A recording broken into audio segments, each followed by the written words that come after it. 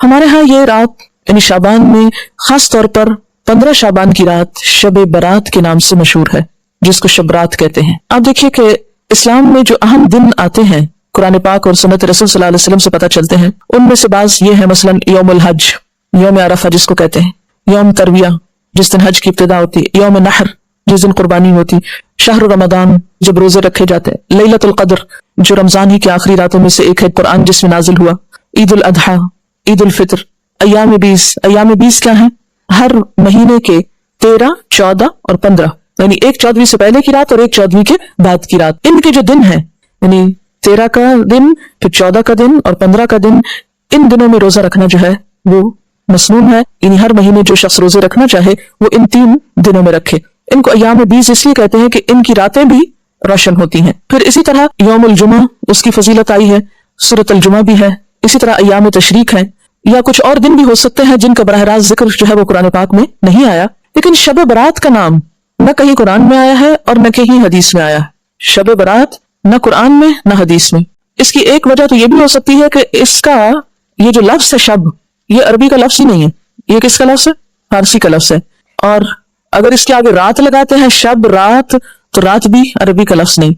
और अगर आप इसके आगे बारात लगाते हैं, शब बारात, तो बारात भी अरबी का लफ्ज नहीं, ये शायद संस्कृत का लफ्ज है जो शादी में बारात आती है। बाज लोग ये कहते हैं कि इसका नाम शब बराअत है। बराअत कहते हैं बेजारी को, जैसे सूरत तौबा के शुरू में आपने पढ़ा बराअतुम मिनल्लाहि व रसूलिही, सूरत तौबा की इब्तिदा इसी से होती है। तो बराअत का लफ्ज़ी माना क्या होता है? बेजारी।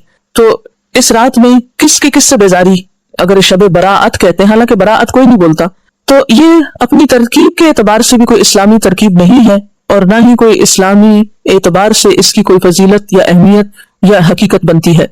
शब बारात जो है, यह शब रात जो है, हमारे यहाँ आमतौर पर बाकायदा जश्न की शक्ल में मनाई जाती है।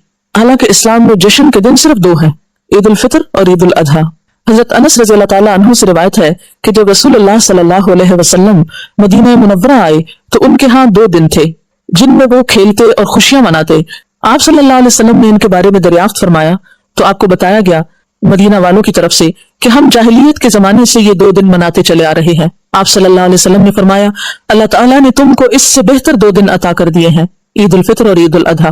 तो शब बारात का जो जश्न है, यानी रात को आतिशबाजी और मखसूस किस्म के खाने पकाना, इनको इस्लाम का एक हिस्सा बना लिया गया। अगर आप इसको अपने कल्चर का हिस्सा कहें या अपनी रिवायात का हिस्सा जो बड़े सगीर की हैं खास तौर पर, तो कोई बात नहीं। मसलन आप 14 अगस्त मनाते हैं या आप 9 नवंबर आज मना रहे हैं, बहुत से लोग घरों में छुट्टी करके मनाने का हमारे यहाँ एक ही तरीका, छुट्टी कर ली जाए। अल्लामा इकबाल ने दिन रात काम किया था और हम दिन रात छुट्टियां करना चाहते हैं।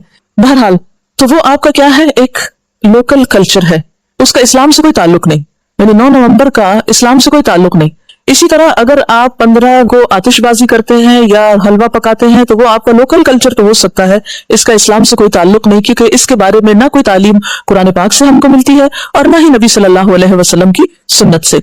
मसलन इस रात में क्या होता है, हलवा पकाया जाता है और दूसरों को खिलाया जाता है, मुर्दों की फातिहा दिलाई जाती है, चरागा किया जाता है, कैंडल्स वगैरह लोग छतों पर जलाते हैं और अब उसकी जगह दूसरी बिजली की बत्तियां भी जलाई जाती हैं, आतिशबाजी की जाती है, घरों में खास तौर पर रंग रोगन किया जाता है, साफ किया जाता है। लेकिन अगर गौर किया जाए तो इनमें से कोई भी चीज अपनी असल के एतबार से कुरान और सुन्नत से नहीं है।